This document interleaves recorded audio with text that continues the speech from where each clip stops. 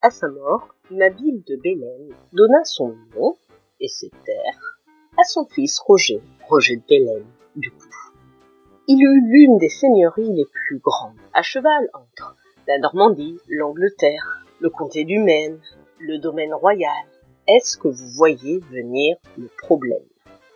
Les petits contes de la grotte aux chats. Et nous allons commencer par la légende de Robert. Robert de Bélem, connu aussi sous le nom de Robert le Diable, était un fin stratège militaire. Ça c'est vrai. Il était doué pour les sièges et la construction de forts. Ordéric Vital le décrit comme un boucher sans pitié, qui mutile ses prisonniers, brûle les châteaux. On dit qu'il appliquera nombre de sévices à de grands seigneurs. Un comte, dénommé Robert le Diable, dont le château est près de Rouen, s'est inspiré du personnage. Le comte dit qu'il serait le fils, d'une part de la duchesse de Normandie, et d'autre part du diable. Et après de multiples exploits, alors qu'il est promis à la fille de l'empereur, il décide contre toute attente de retourner à sa vie d'ermite. Comme quoi, les chiens peuvent faire des chats.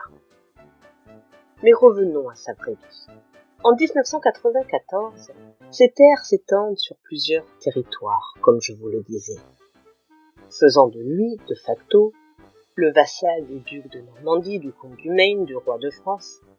Et au vu de l'antipathie qui règne entre les trois seigneurs, dire qu'il a le cul entre deux chaises est une litote.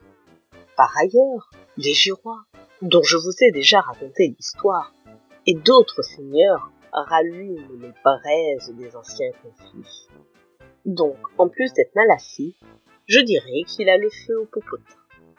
Et avec cela, malgré tous les bienfaits qu'il donne à l'Église, les bons conseils ne lui sont pas soufflés par le Saint-Esprit. En effet, dès le début, il va prendre la défense de Robert de Courteuse, le fils aîné de Guillaume le Conquérant. Et il va prendre sa défense dès que Robert de Courteuse se rebellera contre son père.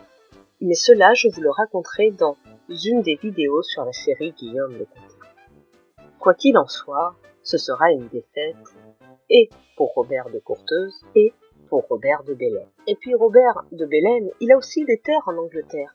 Lorsque Guillaume le Conquérant meurt, il confie le royaume d'Angleterre à son fils cadet, Guillaume le Roux. Robert, toujours fidèle à Courteuse, va ourdir un complot contre Guillaume le Roux. Mais lorsqu'il rentre en Normandie, il est arrêté par Robert de Courteuse. Et pourquoi c'est un soutien?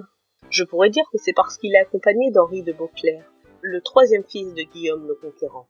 Mais c'est surtout parce que Robert de Courteuse a besoin d'affaiblir les grands seigneurs pour reprendre la Normandie en main.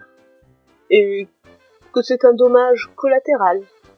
Une partie de son domaine sera même confiée aux Girois. Oui, les Girois. Et pourtant, une fois libéré, Robert de Bélem reste fidèle au duc de Normandie. Et lorsque Robert de Girois, enfin le fils Girois, se révolte contre le duc, c'est notre petit Bélem qui va aider le duc à récupérer ses anciens fiefs. Et que fait le duc pour remercier Robert? Il le rendra à ses terres. Non, il ne fera rien. Et les terres seront de nouveau confiées aux Girois. Pardon? Alors là, c'est un peu trop pour notre petit Bélem, et il va changer d'allégeance pour Guillaume le Roux, le fils cadet, le numéro 2. Ah, enfin. Mais il se prend une raclée et revient dans les rangs de Robert de Courteuse, la queue entre les jambes. Enfin, pas très longtemps. Il le trahit à nouveau? Non, Robert de Courteuse, le duc de Normandie, décide de partir en croisade, et il confie du coup son duché à Guillaume le Roux, son frère. Et là non plus, cela ne va pas durer longtemps, parce que Guillaume le Roux est assassiné, ou pas. Dans tous les cas, je vous invite à regarder ma vidéo à ce sujet. Et c'est le petit dernier qui hérite du royaume, Henri de Beauclerc. Là, notre duc de Normandie revient de son pèlerinage pour revendiquer ses droits sur le royaume, et notre petit Bélem, en bon fidèle, trépigne d'impatience face au combat qui s'annonce. Et qui sera le dindon de la farce du traité de paix entre les deux frères? Robert de Bellême? Oui, mais là, il en a marre. Et du coup, Robert de Bellême s'allie avec Henri de Beauclerc.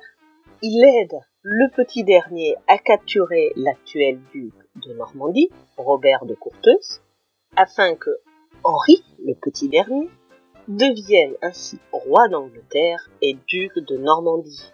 Et pour cela, Robert de Bellême est récompensé largement. Dans un premier temps, il récupère ses terres anglaises. Ce n'est pas rien. Et dans un second temps, il est accusé de complot. Le roi de France est cité comme médiateur.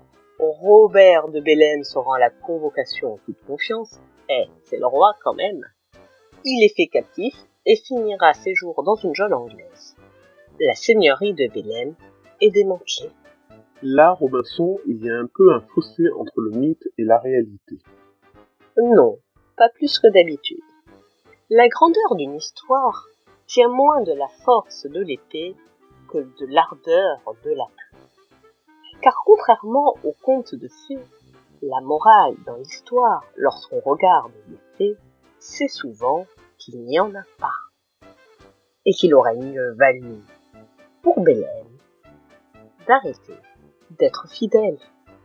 Surtout qu'entre nous, les Bellême, la fidélité, c'était pas leur truc. Des sévices qu'il aurait infligés, des horreurs qu'il aurait commises, nous n'en avons aucune preuve. Fort étonnant, car nous en avons pour tous les autres seigneurs. Non, cette partie-là n'est qu'un mythe. Un mythe qui vise sans doute à justifier pourquoi sa fidélité n'a pas été récompensée. Ah si, il y en a une de morale. Ah bon, Olga? Oui, c'est que chez les Bellême, c'est comme partout ailleurs. La plus badass, c'était une femme, Mabile. Ça c'est vrai, Olga. N'importe quoi.